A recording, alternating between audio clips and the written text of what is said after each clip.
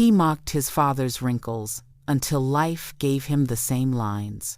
A long time ago, in a quiet village nestled between the red earth hills and the winding Ogun River, there lived a man named Babatunde and his son Adeyemi. The village was the kind of place where smoke rose slowly from clay pots at dawn, where the sound of grinding stones echoed through the morning mist, and where every elder's voice carried the weight of 100 seasons. The baobab tree in the center of the village square had stood for longer than anyone could remember, its thick roots spreading like the wisdom of the ancestors themselves. Babatunde was a farmer. His hands were rough like tree bark, darkened by years of holding hoe and machete under the unforgiving sun. His back had begun to curve like the crescent moon, and his face, his face was etched with deep lines that ran from his temples to his jaw like rivers carved into ancient stone. The villagers called them the marks of a life well lived. They said each wrinkle told a story. The year of the great drought, the season he lost his wife to fever, the countless mornings he woke before cockcrow to feed his only son. But Adeyemi did not see stories. He saw only shame. Adeyemi was 22 years old, tall and strong, with smooth skin that glowed like polished mahogany. He had his mother's sharp eyes and his father's broad shoulders, but he carried himself with a restlessness that worried the elders. While other young men were content to farm their father's land and marry daughters from neighboring villages, Adeyemi's eyes were always fixed beyond the hills, toward the city whose lights he had only heard about in travelers' tales. "Papa, when will you let me go to Lagos?" Adeyemi would ask, standing at the doorway of their small mud house while Babatunde prepared their evening meal. "Go to Lagos? For what, my son?"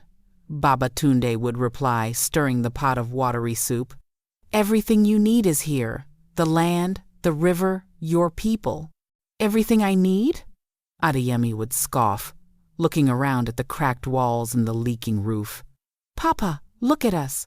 Look at this house. Look at you." That last part always came out quieter, but Babatunde would hear it. He would see the way his son's eyes lingered on his wrinkled face, the way Adeyemi would walk slightly ahead of him in the market so people wouldn't know they were together. One day, during the harvest festival, the whole village gathered under the baobab tree. There was music and dancing, and the young people competed to see who could climb highest up the thick trunk. Adeyemi stood among his friends, Femi, Chidi, and Taiwo, watching the celebrations, when Babatunde approached, limping slightly from the pain in his knee. "Adeyemi, my son," Babatunde called out, his voice cracking like old leather. "Come, I have saved some roasted groundnuts for you." Adeyemi's friends turned to look. Taiwo nudged Femi and whispered something that made them both laugh. Adeyemi felt heat rise to his face, not from love, but from embarrassment. "Papa, not now," Adeyemi said sharply, not meeting his father's eyes. "But I walked all the way from—" "I said not now." Adeyemi's voice was louder than he intended. The music seemed to pause. People turned to look. "Why must you always embarrass me? Look at you, old, bent, with a face like crumpled paper. Every time I'm with my friends, you come with your wrinkled face and your old man problems." The silence that followed was heavier than the rain clouds that gathered before a storm. Babatunde stood there, the small wrapper of groundnuts trembling in his weathered hand. His mouth opened, then closed. The lines on his face seemed to deepen, as if Adeyemi's words had carved fresh wounds into ancient stone. An old woman named Mama Kola, who had been sitting nearby shelling melon seeds, stood up slowly. Her eyes, cloudy with age but sharp with wisdom, fixed on Adeyemi. "Young man," she said, her voice quiet but cutting through the air like a knife, "you are mocking the map of your own future. Those lines you despise are the same lines that will find you. The face you are ashamed of is the face that gave you life. Mark my words one day. You will see your father when you look in the mirror, and on that day, you will understand what you have done. Adeyemi laughed it off, but something in her tone made his stomach tighten. His friends joined in his laughter, though theirs sounded hollow. Babatunde turned and walked away, his bent figure disappearing into the evening shadows, the groundnut still clutched in his hand. 3 weeks later, Adeyemi left for Lagos. He did not tell his father he was going. He simply packed his few belongings into a worn bag, took the small savings he had hidden under his sleeping mat, and boarded the early morning bus that stopped at the village junction. As the bus pulled away, he looked back once and saw the smoke rising from the morning fires, the red hills he had known all his life. And somewhere in that landscape, his father, probably wondering where his son had gone. Lagos swallowed Adeyemi whole. The city was a beast of metal and concrete, bright lights and dark corners, promises and lies all woven together like a basket with holes. For the first few months, Adeyemi worked as a conductor on a Danfo bus, calling out stops until his voice went hoarse. He slept in a room he shared with 6 other young men who had also come to the city with dreams bigger than their pockets. "You see, my friend," he would tell himself at night, lying on a thin mat in the cramped room, "this is better than that village, better than that small life, better than looking at that old man's face every day." But Lagos was not kind to dreamers without connections. One job led to another, then to nothing. The construction site where he worked as a laborer closed down. The food vendor he helped fired him for eating too much of the profit. Money that he thought would flow like the Ogun River turned out to be as scarce as water in Harmattan season. Years passed, 5 of them, and Adeyemi had not once returned to the village. He had not sent word, not sent money, not even asked a traveler to carry a message. In his mind, going back meant admitting defeat, admitting that the old man had been right. But life in Lagos had begun to show on his face. The late nights, the hunger, the stress of hustling every single day with nothing to show for it, all of it started to etch itself into his features. One morning, washing his face in a cracked basin in the public bathroom, Adeyemi paused. There, in the dim reflection of the small mirror hanging on the wall, he saw something that made his breath catch. A line, a single line, running from the corner of his eye down toward his cheek. He touched it, as if touching would make it disappear. But it was real, and in the weeks that followed, more appeared.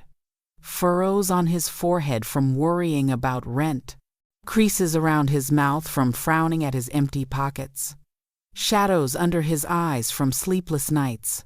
He was 27 years old, but he looked older. Then came the day he lost everything. The small shop where he had finally found stable work selling phone accessories in Computer Village burned down in an electrical fire. Everything gone. His boss could not pay him the 2 months' salary he was owed. Adeyemi stood in the ashes of the shop, surrounded by melted plastic and twisted metal, and felt something inside him crack. He had nowhere to go, no money, no friends who could help, because in Lagos, friendship lasted only as long as your usefulness. For 3 days, Adeyemi wandered the streets, sleeping under bridges, begging for scraps. His smooth skin was now rough. His face was gaunt, and the wrinkles, oh, the wrinkles they had multiplied, like weeds after rain. On the 4th day, hungry and desperate, Adeyemi made his way to a public tap to wash his face. A woman with a small child was fetching water. When Adeyemi approached, she took one look at him and pulled her child closer. "Mama, abeg, I just want small water, Adeyemi said weakly. She looked at him with pity and said, "And, old man, sorry, take." She moved aside. Old man. The word struck him like a slap. He looked down at his reflection in the bucket of water and finally saw what everyone else had been seeing.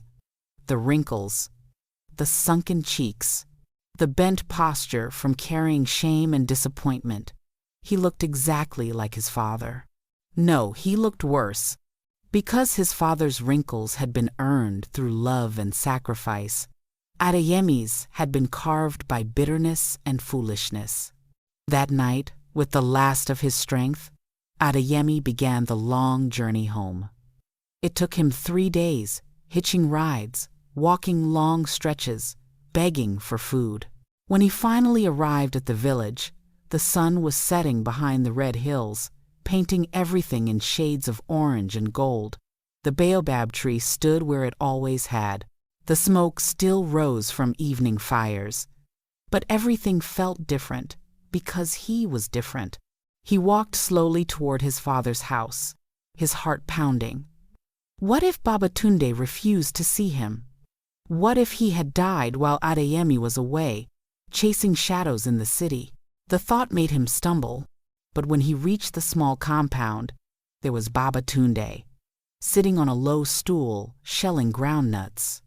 The old man looked up, and for a moment, there was no recognition. Then, slowly, his eyes widened. "Adeyemi? Papa?" The word came out as a sob. Adeyemi fell to his knees in the red dust. "Papa, forgive me, forgive me." Babatunde stared at his son, this young man who looked so much older than his years, whose face now carried the same lines that Adeyemi had once mocked. The old man's eyes filled with tears, and he reached out his weathered hand and placed it on his son's head. "Come inside, my son," Babatunde said softly. "Come inside." That night, they sat together by the fire, and Adeyemi told his father everything. Babatunde listened without anger, without judgment. When Adeyemi finished, the old man was quiet for a long time, watching the flames dance.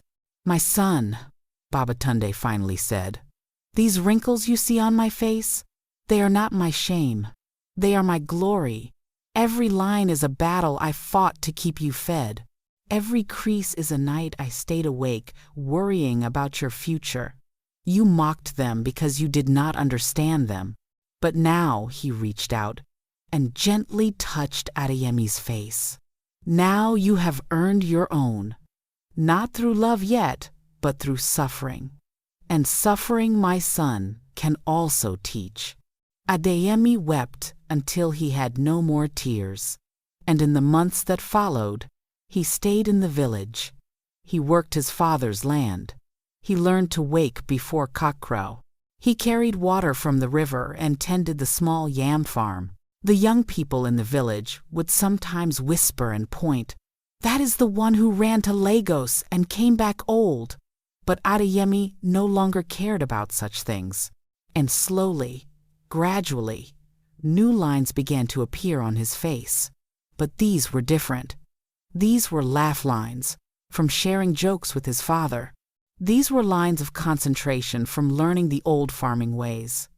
These were the creases that came from genuine smiles. One evening, Mama Kola saw Adeyemi at the village well and called him over.